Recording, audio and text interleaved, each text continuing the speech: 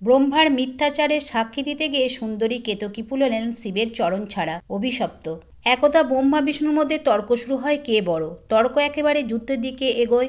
তখন সকল দেবতাগণ ভীত হয়ে পড়েন, কারণ এই যুদ্ধে ব্রহ্মার ব্রহ্মাস্ত্র ও বিষ্ণুর সুদর্শন চক্র ব্যবহৃত হবে, যার ফলে ধ্বংস হবে ব্রহ্মাণ্ড।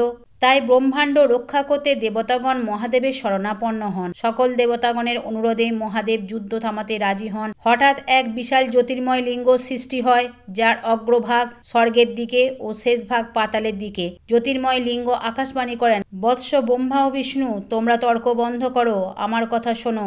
তোমরা কে বড় যদি প্রমাণ করতে চাও, তবে এই লিঙ্গের আদি ও অনন্তের সন্ধান করো। তখন ব্রহ্মা রাজহংসের রূপ নিয়ে অগ্রভাগের সন্ধানে চলে যান ও বিষ্ণু বরাহের রূপ নিয়ে নিম্নভাগে নেমে যান, কিন্তু কেউ এর আদি অনন্ত খুঁজে পান না। নারায়ণ এসে বলেন, প্রভু, আমি এই লিঙ্গের শেষ কোথায় খুঁজে পেলাম না। কিন্তু ব্রহ্মদেব কেতকী ফুলকে মিথ্যা সাক্ষী সাজিয়ে নিয়ে আসেন যে এর আদি তিনি খুঁজে পেয়েছেন।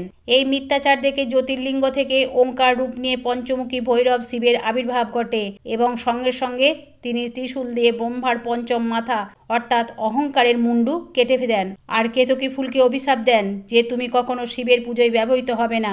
নমস্কার বন্ধুরা, ভিডিওটা ভালো লাগলে লাইক, কমেন্ট, শেয়ার করুন। নতুন হলে চ্যানেলটি সাবস্ক্রাইব করুন প্রত্যহ নিত্য নতুন পৌরাণিক কথা জানতে।